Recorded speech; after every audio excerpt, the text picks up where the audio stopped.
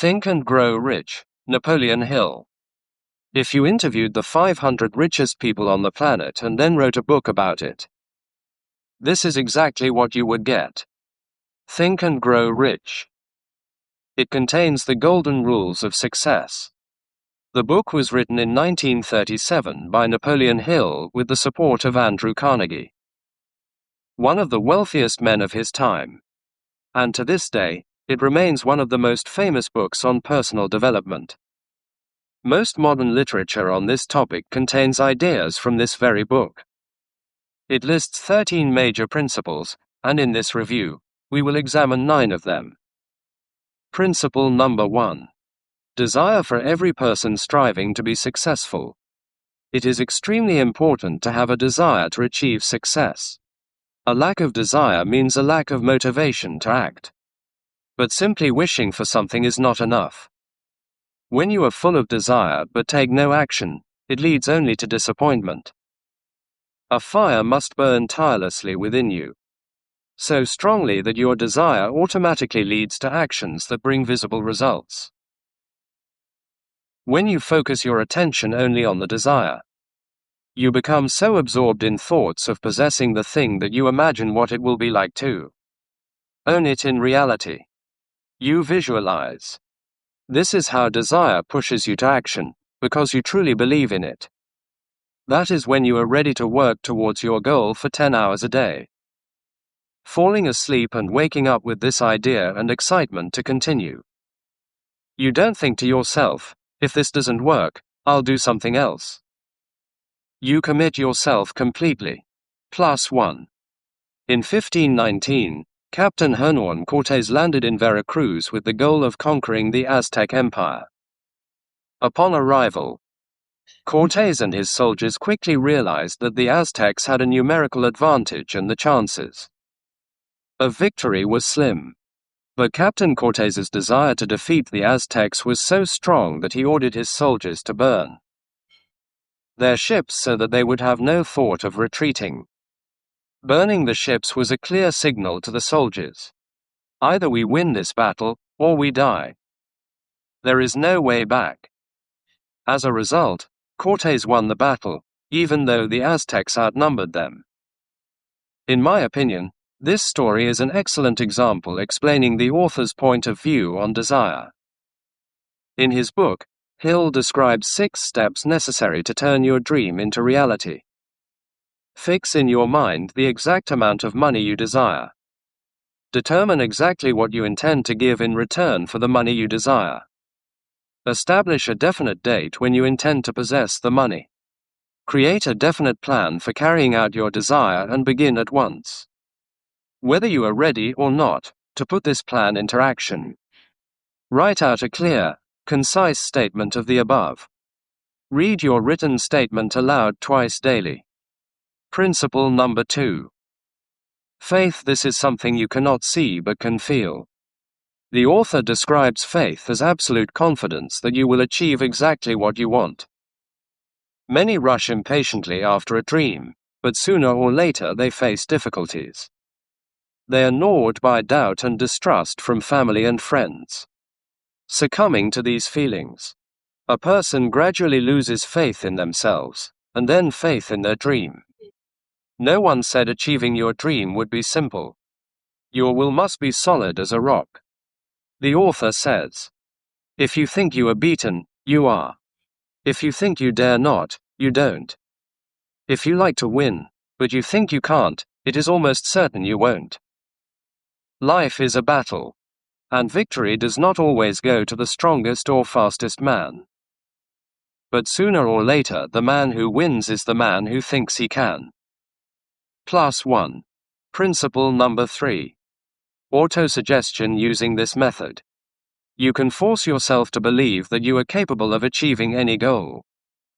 Hill says that to activate this method, you need to be in a quiet, calm environment and repeat your intention twice a day. Visualize and imagine that you have already achieved your goal. During visualization, try to engage as many senses as possible. For example, if your intention is to buy a car, try to imagine the car itself.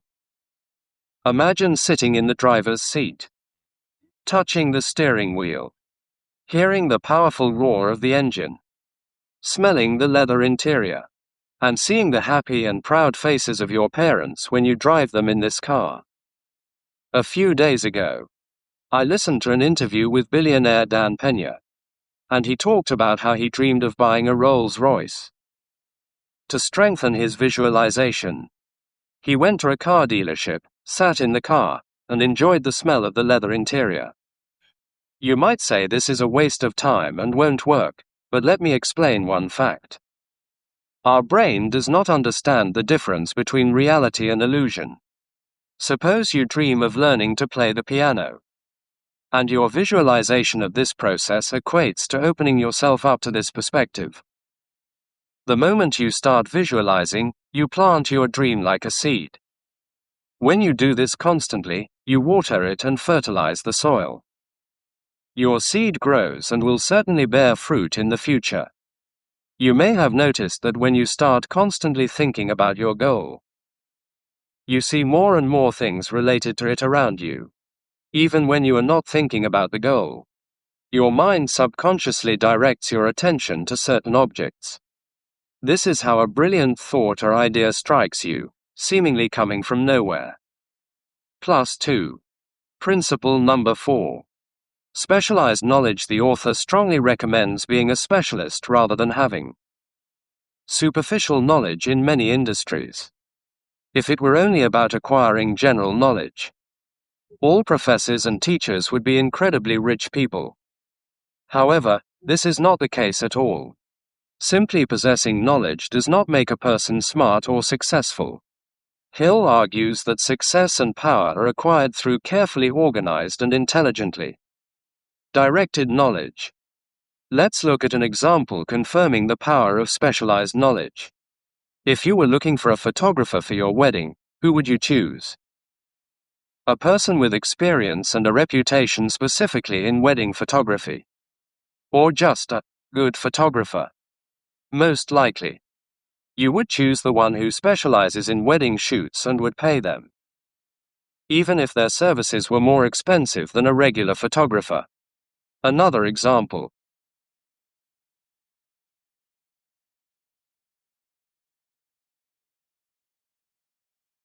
If you had heart problems, would you prefer to be treated by a general practitioner or a cardiac surgeon?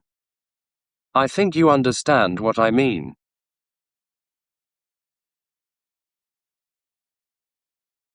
Therefore, whatever you are doing now, to achieve your goal, try to dig as deep as possible and become a true specialist.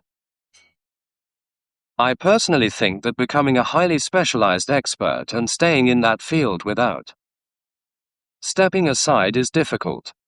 From my experience, I can say that if you focus on one activity, sooner or later you will face difficulties. At the same time, many new ideas and opportunities dawn on you, and it is very tempting to drop everything and start working on a new project. You should not rush after these ideas. It will throw you back several steps. Such behavior can be characterized as crow syndrome.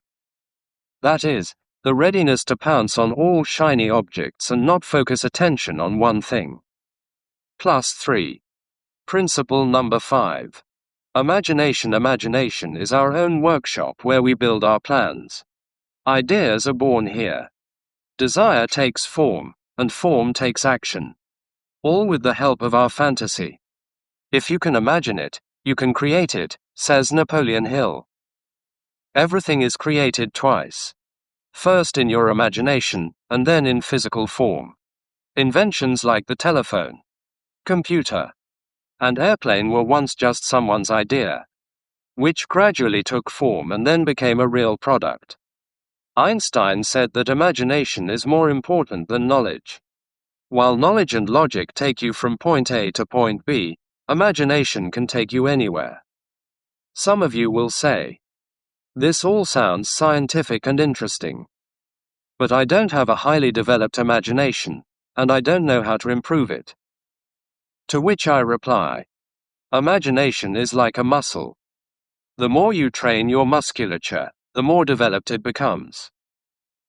The problem is that as we grow up, most of us stop training our imagination. Perhaps this happens because society tells us what to do and how to do it in a given situation. We stop thinking with our own heads and blindly trust what our environment tells us. If you cannot boast of a developed imagination, you should start training it, just as you go to the gym and train your body. The gym for our imagination is called a mental experiment. A mental experiment is a situation or event into which you mentally send yourself and imagine what your reaction or decision would be in that situation. If you watched the movie about Einstein's life, you saw that he made almost all his discoveries primarily through mental experiments. I use a small exercise to train my imagination, analyzing the products and work systems of companies around me. I think about how I would work with them and what improvements I could bring. +2. Principle number 6. Organized planning. The author emphasizes that to achieve success, you need a clear action plan. This plan should be the method for achieving what you want to achieve. Take time to draw up a plan and write it down. As soon as you transfer thoughts to paper, the chances of them becoming reality increase. Record every idea and then divide them into realistic goals. Hill also notes that the planning process must be continuous. Even when you face difficulties and failures, never give up. Continue to work on the idea and adjust your plans. +1. Principle number 7. Decision. The ability to act quickly and decisively stems from defining goals and understanding exactly what you want. Hill says that if you are easily influenced by others and take a long time to make decisions, it means you lack the necessary drive. You need to think with your own head, listen to your body and your soul. This is how we make our own decisions, which we will defend in the future. Most of those who failed to reach their goal also once succumbed to the influence of other people.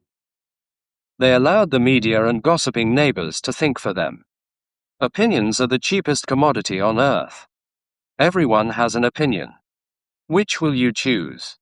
Your own, or that of your colleague who has not the slightest clue about your plans?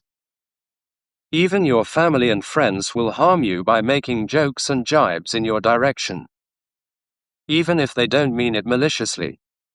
Thousands of men and women suffer from an inferiority complex all their lives simply because someone once destroyed their confidence with their opinion and mockery. We have our own heads on our shoulders, so let's make our own decisions. If you really want to hear other people's opinions, listen to them calmly without revealing your goals, or talk to those who inspire you. We will talk about inspirers in the last principle. For now, keep your mouth shut and your eyes and ears open. +1. Principle number 8. Persistence. This is an extremely important factor that determines your success in life. Hill notes that persistence is a habit necessary for achieving success. It is the most important quality distinguishing a winner from a loser. Whatever you work on, sooner or later obstacles will arise. Circumstances and everyone around will push you to quit everything. The author emphasizes that this moment distinguishes a boy from a man. The author also provides several examples showing the importance of determination in overcoming difficult situations. One such example is the experience of Thomas Edison, the famous inventor who gave the world the electric light bulb. Before Edison's idea succeeded, he failed more than 10,000 times. But despite the failures, he stubbornly continued to work on his experiment. And another wonderful example is the founder of KFC, Colonel Sanders. I rarely eat fast food, but if it happens, I always choose KFC. Not so much because of the taste, but out of respect for the founder of the company. At the age of 65, Sanders created his recipe and visited many restaurants to get a license to manufacture the product. However, he was constantly refused. In total, he was refused 1,009 times. But on the 1,010th time, one restaurant approved the recipe, and thus KFC was born. Many would have abandoned this venture after 10 or 50 failures. But Sanders stood firm, and I believe this is worthy of respect. Plus 1. Principle number 9. The power of the mastermind. Referred to as inspirers in the text. It was Napoleon Hill who introduced the concept of inspiration. The mastermind. He believes that a person cannot achieve success without the help of other people. A group of inspirers are like-minded people who meet regularly to motivate each other to achieve their goals. They communicate and solve problems together.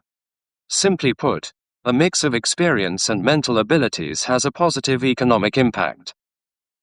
For example, when you are surrounded by like-minded people who always strive to achieve their goals and get better results, you will think and act the same way. You will draw inspiration. You will fall under the influence of these people and become just like them. On the other hand, if you surround yourself with lazy and negative people, you will follow the same pattern and become like them. There is a phrase, you are the average of the 5 people you spend the most time with.